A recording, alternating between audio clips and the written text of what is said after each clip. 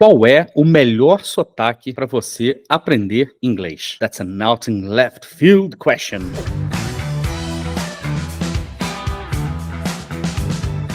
Você com certeza já deve ter se perguntado isso quando você começou a estudar inglês, ou até mesmo depois que você estava estudando e acabou se deparando, às vezes, com sotaques diferentes e pronúncias diferentes em inglês. Qual sotaque é mais fácil para eu aprender inglês? Isso é uma pergunta muito normal, é muito natural que surja, né? Principalmente essa dúvida que as pessoas têm com relação a um sotaque ser mais fácil do que o outro, simplesmente um sotaque ser completamente impossível, né, de entender e, obviamente, consequentemente, impossível de se reproduzir. Eu vou tentar desmistificar algumas coisas com relação a sotaque e mostrar para vocês a real importância que sotaque tem hoje em dia quando a gente está falando sobre aprendizado de uma língua, beleza? Porém, antes eu quero pedir para você se inscrever aqui no meu canal e também me seguir nas redes sociais. Eu também estou lá no Instagram, estou no Facebook, estou no Twitter e muito em breve eu vou lançar a minha página lá na plataforma Hotmart, onde você poderá adquirir os meus cursos e também agendar aulas individuais ou então em grupos. Então fique ligado, me siga nas redes sociais, não se esqueça de acionar um sininho aí, porque toda vez que eu tiver um conteúdo novo aqui, você vai receber a notificação da plataforma do YouTube para que você possa sempre acompanhar as novidades aqui do canal. Deixa seu like aí também, que é muito importante. Uma outra coisa que eu quero pedir para vocês é deixar seus comentários aí, e se vocês tiverem curiosidade também sobre inglês e quiserem que eu fale sobre elas aqui, deixa suas perguntas aí também nos comentários. Eu conto então com a sua participação aí. Olha só, quando a gente fala sobre sotaque, a gente precisa, antes de mais nada, entender o que é sotaque. Eu acho que todo mundo já tem uma noção do que é sotaque, principalmente porque num país como o Brasil, que a gente vive, de proporções continentais, a gente tem inúmeros sotaques no país inteiro. A mesma coisa acontece na língua inglesa. Sotaque, por definição, é o modo distinto que a gente tem de pronunciar a língua. E, geralmente, né, esse modo distinto, ele está associado a um território, ele está associado a uma história, ele está associado à maneira como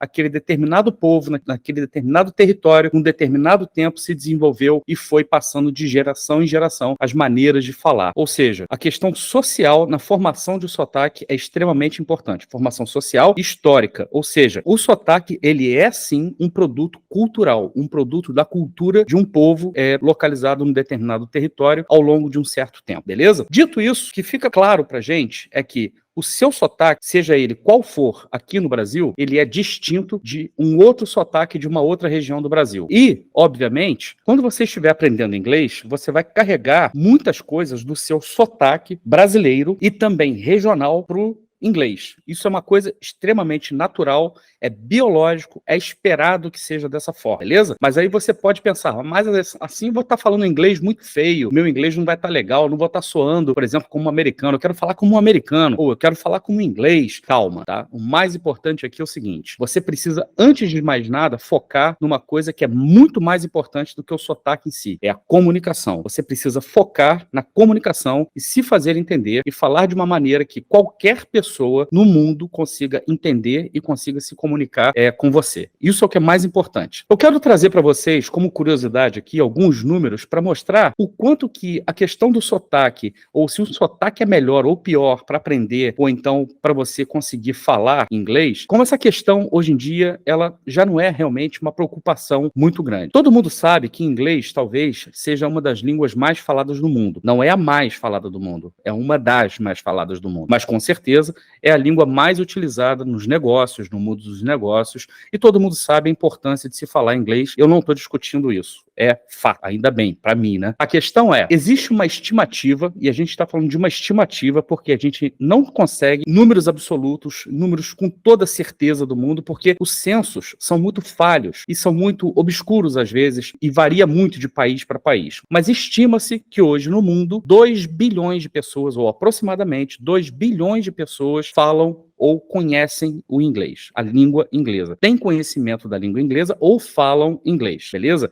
Aí você pensa, pô, 2 bilhões de pessoas é gente pra caramba. É gente pra caramba. Mas eu vou quebrar esses números agora pra vocês e mostrar o quão o sotaque, na verdade, tá ficando cada vez menos importante, menos fundamental no que diz respeito ao processo de aprendizado da língua, tá? Olha só esses dados. Desses 2 bilhões, de aproximadamente 2 bilhões de pessoas que falam ou conhecem a língua, têm algum conhecimento da língua inglesa, 400 milhões de pessoas, 400 milhões dessas pessoas falam inglês como língua nativa, primeira língua, dita língua mãe ou língua pai, seja lá o que você quiser chamar, como primeira língua. São nativos da língua, 400 milhões, de 2 bilhões. Depois vem um outro grupo, né, que a gente coloca como pessoas que falam inglês como segunda língua. A gente está falando de países, por exemplo, que têm o inglês como língua oficial, mas não é a primeira língua. Vou dar um exemplo para vocês. A Índia é uma ex-colônia do Reino Unido. Na Índia, o inglês é segunda língua, oficialmente dizendo segunda língua. Esse grupo, né, constitui algo em torno de 600 e 700 milhões de pessoas. Ou seja, é quase o dobro do número de pessoas que falam inglês como primeira língua. Vou repetir, algo em torno de 600 e 700 milhões de pessoas no mundo falam inglês como segunda língua, o que é quase o dobro da quantidade de pessoas que falam inglês como primeira língua. Lembra que eu estava falando da Índia como segundo grupo? Na Índia, algo em torno de 400 milhões de pessoas, 400 milhões de pessoas, ou seja, o mesmo número de pessoas que falam inglês como primeira língua, tá? Falam inglês como segunda língua. Ou seja, você tem a mesma quantidade de chances de encontrar alguém que fala a língua inglesa como língua nativa, quanto você tem de encontrar um indiano que fala o inglês como segunda língua. Lembra daquela matemática, né? Então, a gente estava falando de 600, 700 milhões, algo em torno de 400 milhões de pessoas falam inglês como primeira língua, 600, 700 falam inglês como segunda língua. O que sobra disso, algo em torno de 1 bilhão de pessoas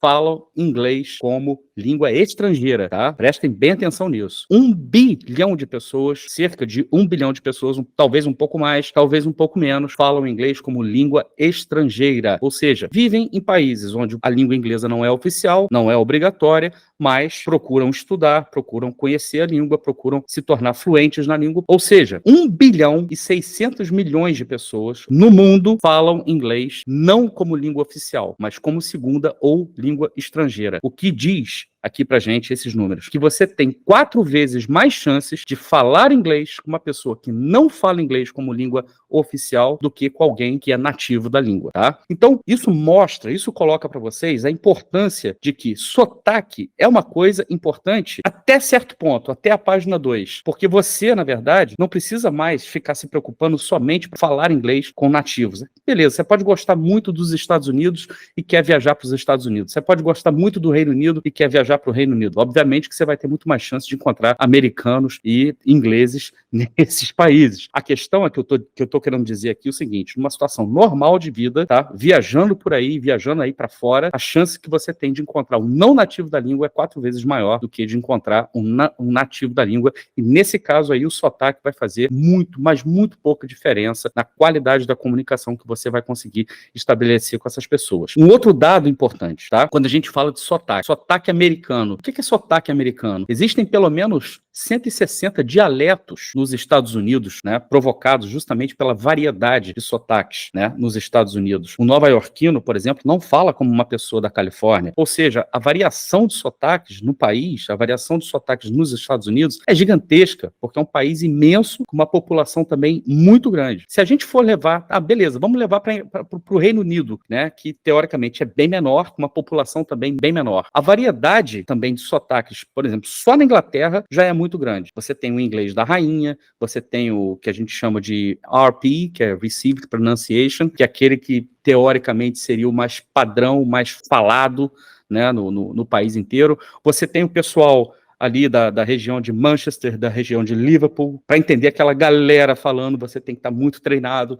tem que estar muito acostumado. Também o pessoal da Escócia, né, quando você vai para a Escócia. Na Escócia você tem variedade também, você tem uma variação do sotaque, né, muito interessante. O pessoal de Glasgow não fala como o pessoal de Edimburgo, que não fala como o pessoal de Aberdeen. Procurem em qualquer entrevista com um ex-técnico do Manchester United, Sir Alex Ferguson, e tentem entender, sem legenda, o que ele está falando. Vocês vão entender o que eu estou querendo dizer. Ou seja, o sotaque, se você for tentar focar no sotaque, você vai acabar, na minha opinião, gastando muita energia quando você poderia estar focando em outras coisas que são mais importantes para o aprendizado da língua, tá? Dados do Brasil. No Brasil, algo em torno de 5% da população, são dados do British Council, tá? Algo em torno de 5% da população brasileira tem algum conhecimento de inglês. Gente, 5% da população brasileira, tá? É pouco. Só que, pior do que isso, apenas 1%, segundo o British Council, apenas 1% dos brasileiros tem fluência na língua inglesa. E eu vou falar sobre fluência no outro vídeo, no outro episódio, para vocês entenderem que também existe muita confusão com relação ao que se entende por fluência na língua inglesa. Eu quero chamar a atenção de vocês para uma coisa. Existe um linguista que eu sou apaixonado por ele, já tive a oportunidade de assistir 2 palestras dele, e é o galês David Crystal. Ele é um cara espetacular, um baita de um estudioso da língua inglesa, e ele tem uma teoria que ele fala sobre Englishes around the world, ou seja, línguas inglesas pelo mundo. Perguntado uma vez se ele acreditava que a língua inglesa era uma língua global, ele diz que ele prefere acreditar que existem mais tipos de inglês pelo mundo afora e que eles não são mais propriedade, né, dos nativos da língua inglesa. Logo, o sotaque que mais se escuta hoje em dia no inglês está ficando cada vez mais pulverizado. Você sempre vai encontrar pessoas colocando uma carga muito grande do próprio sotaque delas na língua inglesa. Se você conversar com italiano, vocês vão entender o que eu estou dizendo. Se vocês conversarem com francês, vocês já vão ouvir o inglês de uma outra forma. O que está acontecendo é que os ingleses, as línguas inglesas pelo mundo, segundo David Crystal, estão ficando cada vez mais proeminentes, ou seja, ganhando muito mais destaque do que os sotaques nativos das línguas inglesas. Então, o que a gente faz nesse caso? Tá? O David Crystal, como é um linguista, um estudioso da língua, ele mostra uma coisa que é muito interessante com relação à musicalidade, né, da língua, que é uma coisa que pode ajudar, de repente, a gente conseguir entender melhor os nativos da língua e também a gente conseguir produzir um som com a língua que consiga facilitar para que outras pessoas também consigam nos entender. Pensa na musicalidade, tá? Ele fala sobre a língua inglesa como uma língua, primeiro, uma língua que é bem mais gutural do que silábica, é uma língua que você fala muito mais produzindo sons, né, e articulações também, obviamente, que tem sons aqui na boca, mas você produz muita coisa vindo da garganta. Por isso que muita gente acha que inglês tem um ovo, né, fala como um ovo na garganta, mas não tem nada a ver, isso não tem nada a ver. Enfim, o que é importante é o seguinte, dá uma olhada nessa imagem aqui, isso é um eletrocardiograma. O inglês soa como um eletrocardiograma. Quando eu falo inglês, a língua inglesa, falada geralmente pelos nativos, ou pela maioria dos nativos, soa como um eletrocardiograma. Por exemplo, se eu falar essa frase aqui para vocês, I need to talk to you. Eu falei sem entonação nenhuma, eu falei palavra por palavra. Se a gente colocar essa palavra no padrão do eletrocardiograma aqui, que o David Crystal mostra pra gente, a gente falaria essa frase da seguinte maneira, I need to talk to you. De novo, I need to talk to you. Vocês ouviram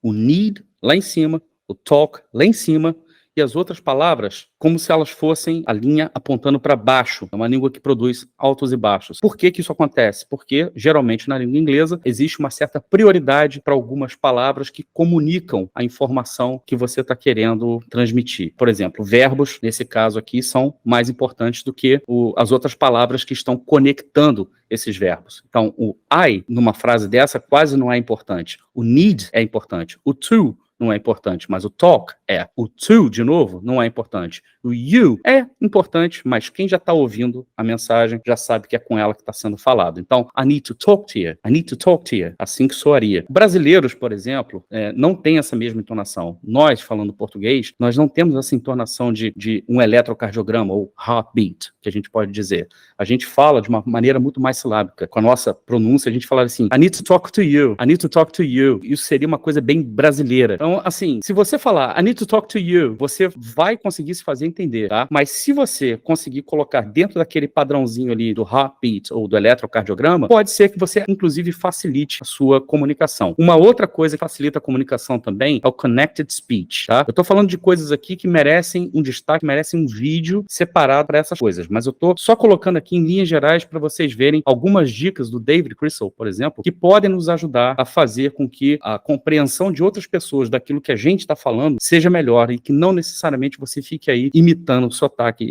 de americano, imitando o sotaque de ingleses, enfim, que é uma coisa que demanda muita energia. Connected speech é quando você junta, você aproxima tons, na verdade, que são já muito parecidos, para que você não precise produzir articulações na sua boca que podem produzir algum tipo de confusão. Eu sei que está complicado isso que eu estou dizendo, mas na frase que eu acabei de dizer, I need, aí tem o primeiro to, depois do need, I need to. Em vez de falar I need to, se eu falar I need to, Eu estou criando uma outra sílaba e estou falando uma outra palavra que não vai fazer sentido nessa frase. Então, eu junto o som do D com o som do T. O som do D é a última letra da palavra need, e o T é a primeira letra da palavra to. Então, eu vou falar I need to. E aí depois tem talk to you. Tem mais um connected speech aí entre o to e o you. Ou seja, são dois sons de vogais. E são vogais que são muito parecidas. Então, você junta esses dois sons também. E a frase fica I need to talk to you. Você consegue repetir essa frase aí agora. I need to talk to you. Quando você produz o som dessa forma, a mensagem dessa forma, isso pode facilitar a sua comunicação. Tem uma passagem muito interessante do David Crystal que ele comenta. Isso aconteceu, inclusive, aqui no Brasil, numa palestra, num seminário que ele participou. Ele estava na primeira fila da plateia e tinha uma professora de inglês brasileira sentada do lado dele. E um outro palestrante, num determinado momento, recebeu perguntas da plateia. Ele falou uma frase que eu falei no começo desse vídeo. Vamos ver se você vai lembrar? Pode pausar o vídeo para ver se você lembra. Se você não lembra, não tem problema. Eu falei, that's an out in left field question. A pessoa na plateia fez essa pergunta para o palestrante, que era americano. Ele começou a resposta dele dizendo that's an out in left field question. E aí a professora brasileira cutucou o David Crystal e perguntou para ele, o que ele disse? Ela perguntou em inglês, what did he say? O David Crystal respondeu para ela, I don't know, eu não sei. E ela disse assim para ele, eu pensei que você fosse nativo. I thought you were native. E ele disse para ela, so did I. Eu também. Na verdade, ele não entendeu contextualização da frase, porque out in left field question, uma frase, né, que advém de um esporte que é muito americano, que é beisebol, que é um tipo de arremesso, que a bola vem pelo lado esquerdo. Eu não entendo nada de beisebol, mas é um arremesso que a bola pega o rebatedor de surpresa. Ou seja, contextualmente, out in left field question significa nada mais do que uma questão inusitada, uma questão inesperada, por isso que ele se sentiu surpreso. Ou seja, mesmo nativo da língua, tá? Às vezes se confunde, mesmo que isso não seja accent, mesmo que isso não seja só uma questão de sotaque, mas as variações culturais, na verdade, elas são bem mais importantes do que a questão do sotaque. O que o David Crystal fala sobre sotaque? Não deve ser uma preocupação. Na verdade, quanto mais você se preocupa com sotaque, menos você vai conseguir se preocupar com aquilo que realmente importa, que é a comunicação. Foco na comunicação. A palavra de hoje foi accent, ou seja, sotaque. Se você gostou desse vídeo, se inscreva aqui no meu canal, deixe seu like aí também, colabore deixando seus comentários aí, envie perguntas aí nos comentários também, faça críticas, eu estou aqui para te ouvir, para receber, para a gente poder bater um papo, para a gente poder dialogar e também me siga nas redes sociais, lá no Instagram, Facebook e no Twitter também, para a gente continuar batendo o nosso papo. Eu volto a qualquer momento com mais um vídeo. Um grande abraço. See ya!